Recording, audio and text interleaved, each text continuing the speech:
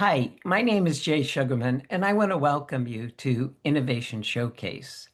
The main purpose of this ongoing series is to inform viewers about exciting innovations and creative individuals across the fields of business, science, technology, education, and the arts.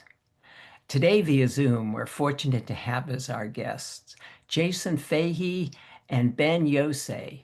Jason is the Associate Director of the Ocean Exploration Cooperative Institute, which is associated with the University of Rhode Island. And Ben is the Chief Scientist and Maritime Archaeologist for the National Marine Sanctuary Foundation. Together with other colleagues and aided by their remotely operated vehicle, Rhody, they're currently aboard the research vessel Lake Guardian, exploring a number of shipwrecks in the Lake Ontario Marine Sanctuary. During the program, we'll find out why and how this fascinating initiative came about, and in the process, come to better understand and appreciate the notable efforts underway to document and preserve maritime history, capture high-resolution imagery and 3D models, advance marine archaeology and technology, and build a comprehensive shipwreck database. Let's start by meeting Jason and Ben and hearing all about their time aboard the Lake Guardian. Welcome. So delighted you're both able to be here. Jay, thank you for having us. Thank you. I had the good fortune last week to come across the wonderful article in the New York Times about the expedition. Eager to find out more and have you inform viewers. But before we jump right to that, I think it would be of interest if each of you would share just briefly a little bit more about your background, professional interests, current positions. Jason, would you start, please? Sure. I was born and raised in upstate New York in a small farm town called Wayland, New York, here near Lake Ontario.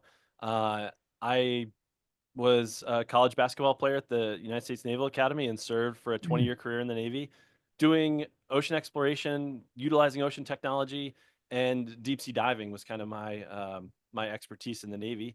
And then I retired in 2021 and was lucky enough to join the Ocean Exploration Cooperative Institute at URI and got right into the science kind of side of things. I went from defense to science, but Mm, very similar operations with the same technologies just being applied for a different purpose.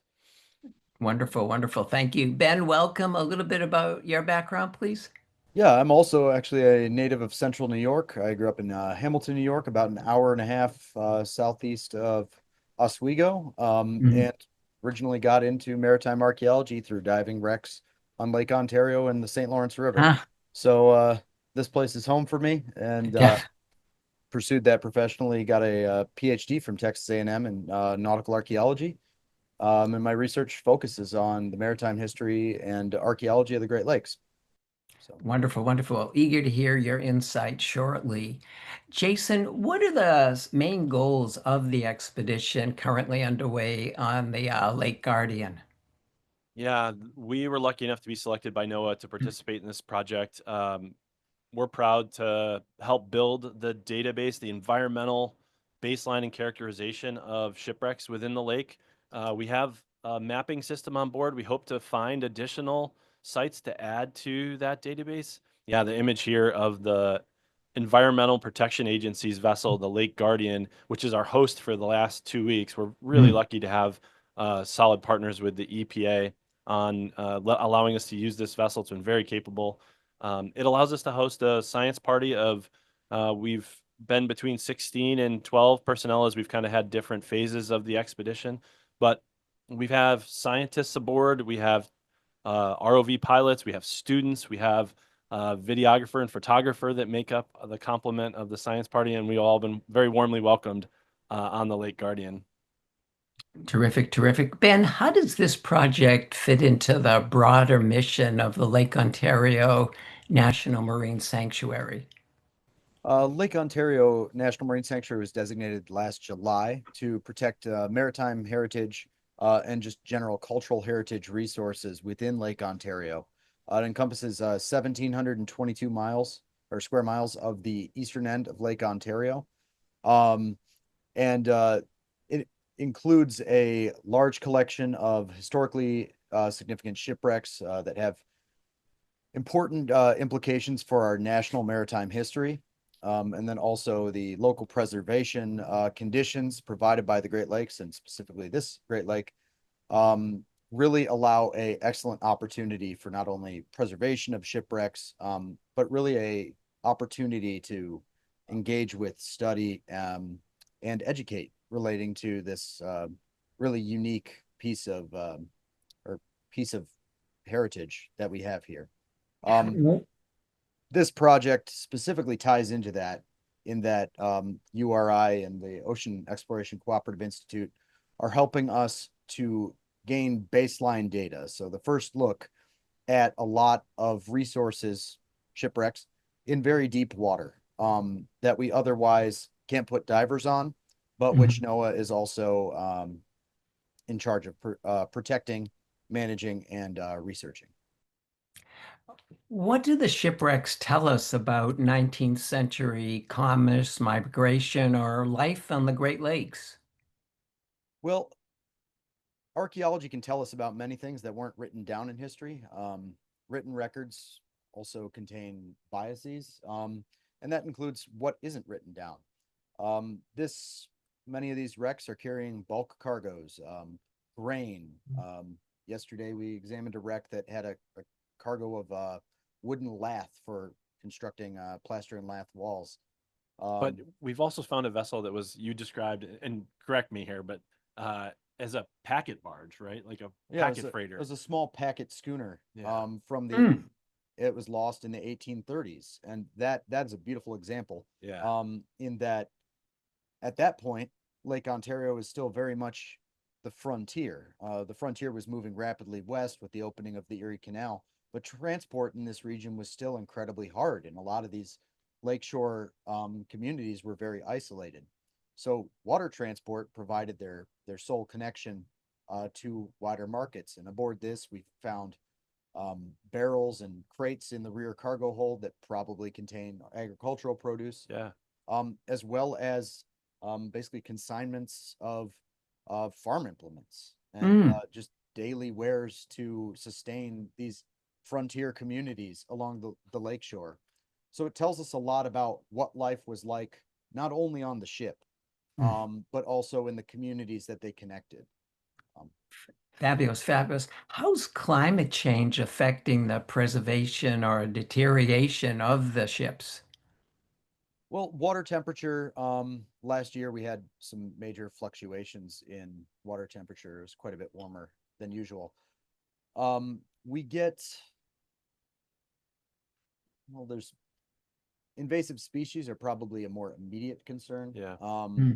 For that, but shallow water shipwrecks, um, storm intensification, seasonal weather events do have a massive effect, and can have a very instantaneous and dramatic effect on especially shallow water shipwrecks. Yeah. So our near shore shipwrecks, things that are shallower than maybe 30 feet of water, are certainly affected by seasonal weather events that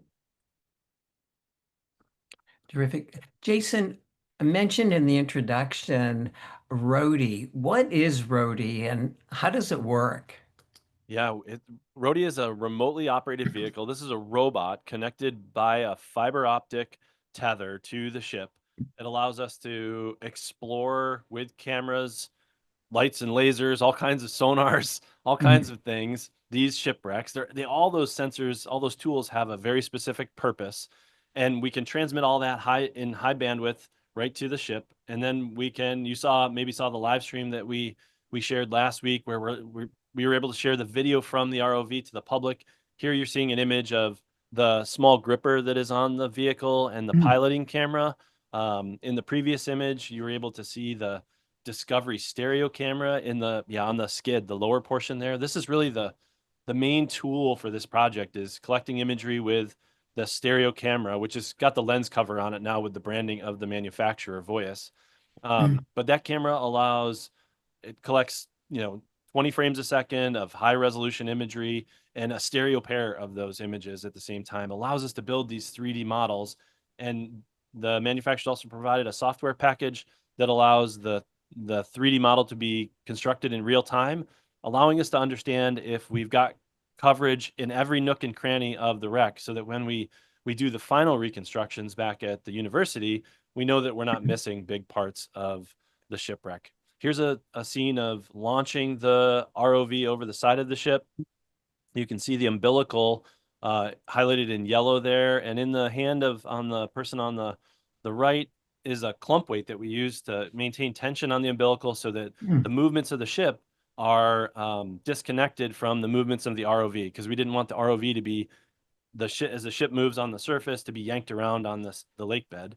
And it's got a small little beacon. You can see that small little device on the top of that black piece of plastic. Very kind of simple construction, but that beacon allows us to know where the clump is. And then we have beacons on the ROV. We know all the pieces and things are going on the seafloor to allow us to safely navigate around these very, very complex wreck sites. Any issues come up with Rhody on this expedition? The issues only have been from a bit of inexperience with this system. We've only had the vehicle for a month. Oh, wow. We did we did a number of training exercises with the students off the pier at the university and in the tank there. We went to a quarry in Vermont and trained for 3 days very intensely with the system, but we don't have expeditions under our belt with this robot. It's brand new. We just partnered with the manufacturer JM Robotics to build this vehicle, and it arrived basically just in time. So this was the first at sea utilization. So we now are in this very efficient rhythm, but it took us a couple days to figure it out, and it didn't cause any drama. There was no damage to the shipwrecks, but it was just refining our checklist and the order of operations that we were doing to be really efficient. Very exciting. Wow. Ben, what kind of real-time decisions do you make while monitoring the ROV's live feed? Well, a lot of my role has just been making archaeological observations and kind of directing the movement in partnership with the pilots, who are ultimately in control and responsible for Rhody's safety. A lot of the calls that I have are related to making sure we get full coverage on photo models or examining specific artifacts or features of the ship that we want to really get documented well. But also another role is just ensuring safety of the shipwrecks themselves. Obviously, it's a complex operation, and we want to make sure that we're conducting it in a manner that's responsible. Yep. Because these shipwrecks, they are one of a kind. We don't make shipwrecks like we used to, fortunately for us. But at the same point, each of these tells a unique story about a unique vessel and moment in time. I think once those sink, and once those or once we damage or lose those, we can never get them back. So we have one chance to really tell that story and do it right, and make sure we're protecting these wrecks as we document research. That's your official position, but you've also said, "Ooh, can we go back and look at that?" Like it's also great fun all the time. It's like, and we love to see that, because that means there's something significant, there's something interesting, and Ben, you're a wealth of knowledge, and tell us that story as we see that component of the steam boiler, or we see that object in the hole, It's great for the crew and the students to be able to hear all of that as you get excited. For many of these wrecks, we don't necessarily have a solid identification. So a huge part of what I'm hoping to get out of this to help us with that database we were mentioning earlier is getting good IDs between the wreck and a historical ship that sank in the area. And as part of that, I'm sitting there behind the pilot taking notes of every little feature that might give us a hint towards what we're looking at. And so far, I think we've dove on 6 or 7 shipwrecks. We're not sure what the ID is. So I've got my work cut out for me for the rest of the summer, figuring out what these are. No, what a treasure trove of information to sift through for sure. Speaking of that, Jason, how are the 3D computer models created from Rhody's footage, and what do they help us visualize? Yeah, so that Voyus Discovery stereo camera, which is a commercial product that we've integrated into the vehicle, allows us to capture images simultaneously from both of those the cameras within the device.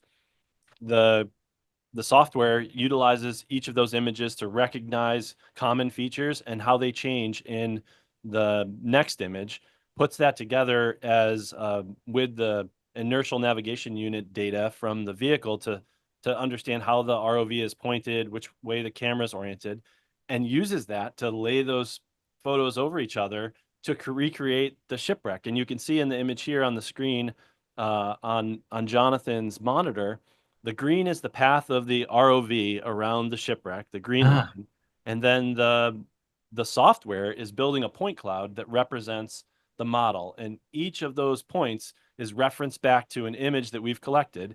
And when we do the final processing, we'll basically drape the images over that point cloud. It'll be dimensionally accurate and mm, photorealistic, and so we expect to be able to produce really stunning images of what will be 16 different shipwrecks that we've visited. You've examples, if you've seen Shackleton's Endurance, the mm, model that came out of that recently, mhm. we expect with this system to be able to provide that same quality of three-dimensional model. Yeah. Fabulous, fabulous. Ben, you mentioned the artifacts. What steps are underway to ensure that they're studied without being damaged? Yeah, I mean, looting or removal of artifacts, even handling of artifacts by divers, help loses information. It decontextualizes that individual artifact, and we learn so much more I from love that photo. understanding and studying an artifact in its original location. Um, so moving, looting, and tampering with artifacts on sanctuary shipwrecks is prohibited by regulations through the National Marine Sanctuary Act.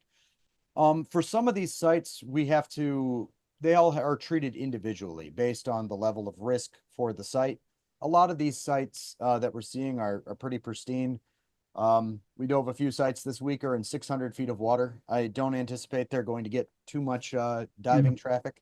But Mhm. I think the other threat though might be that these ROVs are becoming more Yeah, readily accessible. A Blue Robotics ROV, which runs off of a lot of the same operating system and control systems that are in our vehicle, can be deployed to 300 meters off of a small yeah. boat, and you could have an entanglement, you could have components kind of disturbed with getting snagged in those, even people trying to do something similar to what we're doing. Mm, Yeah, the first step, I guess, is the documentation and gaining mm, the maximum amount of information from things as they are now, because these sites will never be more pristine and better and as good of shape as they are right now. Hmm. So that mitigates loss of data going forward and helps us to reassess how things are changing at a site. Um, Another thing on some of these sites, some of the shallower sites, you see things like intrusive plastic litter that drift Yeah, we into the did. site Yeah, by currents. Eventually, hopefully, we'll be able to put divers down on some of these and go clean that up. we've got fishing line on the site we're at now, Yeah, right? the Yeah. site we're on now, a big protective action for diveable sites is putting a mooring buoy on, which avoids anchor damage to those sites. But another advantage of that is this area has a fairly thriving recreational and charter fishing industry, and they're fishing with downriggers. Well, there aren't really any fish. I mean, we haven't seen really any fish at all mm. Not a on one of Rex significance. Yeah. Rex this week, besides the little gobies and deepwater sculpin. Yep. Um, but by putting a mooring buoy on some of these kind of middle range wrecks, it can actually tell people that are trolling and using downriggers to avoid that because they can lose equipment, Yeah. but also they can damage the wreck. So it can be, I think, a mutually beneficial system that benefits fishermen, divers, all sorts of individuals using these sites. So Just very briefly before we move on, what are some of the items we've seen in these last couple of images? So the one that's up right now, this is the tugboat Philip Becker that sank in 1879 in a storm. We were able to positively ID this one Mhm. during the expedition based on its enrollment information and its dimensions. Here on the left, you're seeing the bow, the front of the vessel is towards the left, and you can see the remains of the wheelhouse and with the ship's wheel resting in the kind of broken remains of the wheelhouse. And then at the right, This is the boiler room, and you can see a boiler at the very front side of that underneath the Mm. roof, as well as the remains of a steam whistle and the smokestack on the cabin roof. In the lower right or the lower left, excuse me, you can see there's a little spot where the invasive species, the coaga mussels, aren't growing. That's like Mm. you mentioned the Yeah. brass or copper plate that was a They, prevent chafing on the lines. yeah, it would prevent chafing on the lines or lines from biting into the railing and eroding it. But they the coaga mussels, since it's a cupreous material, won't grow on that. Yeah. So Terrific, terrific. You know, we're fortunate to have a short video clip that we're going to roll in, and feel free to add some commentary of what we're seeing. So this is the two-masted schooner Farmer's Daughter. This was constructed in 1816. We don't have an exact date on loss, but it was lost, went missing in a storm reportedly after 1829 when its last enrollment was there. The archival research to fill out the history is ongoing. Here's the bow. This is characteristic of very early 19th century sailing vessels. Mm.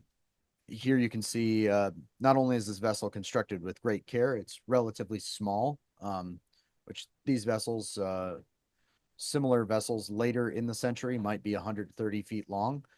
This one was only, off the top of my head, I don't remember the exact length, but it's less than 50 feet long. Yeah. Mm. Here you can see the figurehead, kind of the old-fashioned style bow, which is a purely decorative element. The structure it's on was used to keep the spar above it, the bowsprit, which extends out horizontally from the ship, down and in place when the sails were set. But that was a bit of elaborate decoration that is not super common on Great Lakes ships. You can imagine the hazards for the ROV pilot to navigate around wreck Mm. with these components Mm. laying every which way. And Here we yeah, have an example of like the excellent preservation.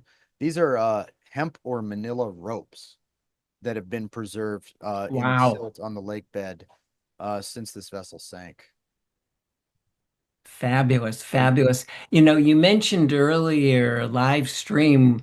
What do you see as the value of live streaming with the public in real time?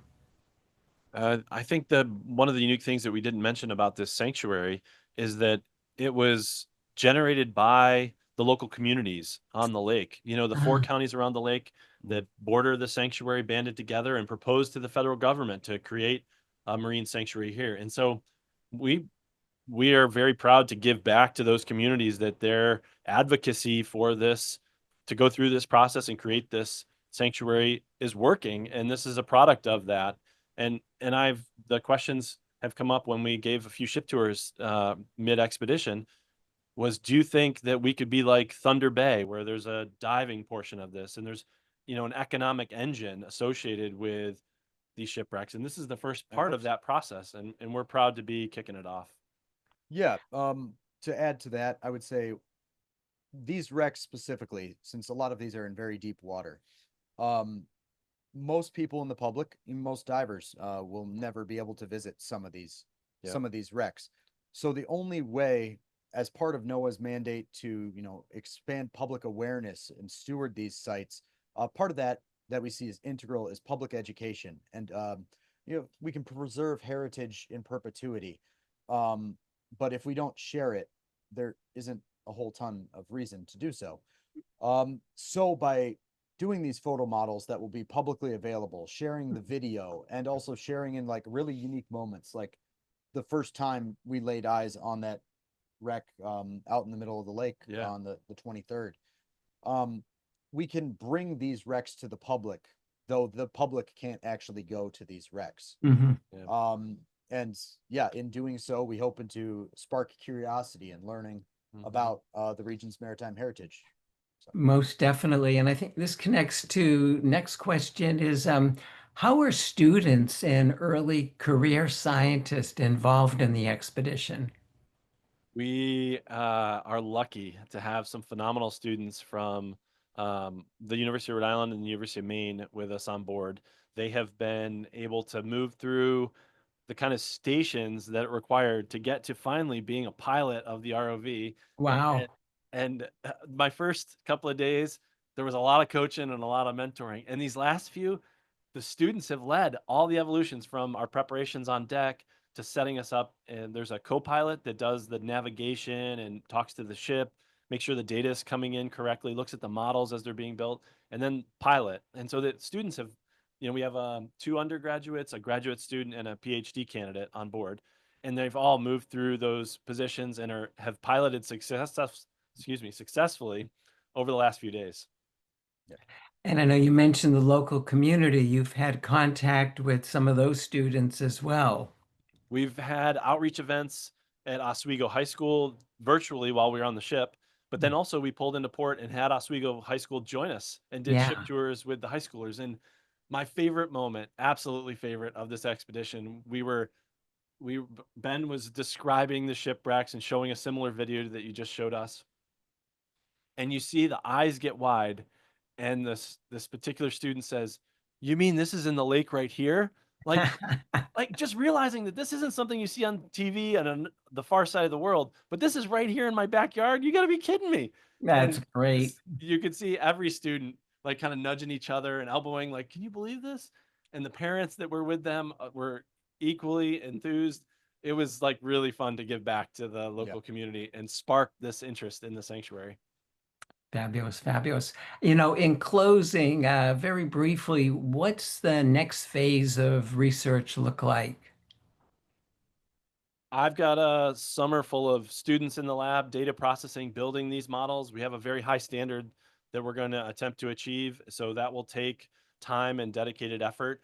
We'll get that to Ben. And then, Ben, you have probably a decade of analysis. Yeah.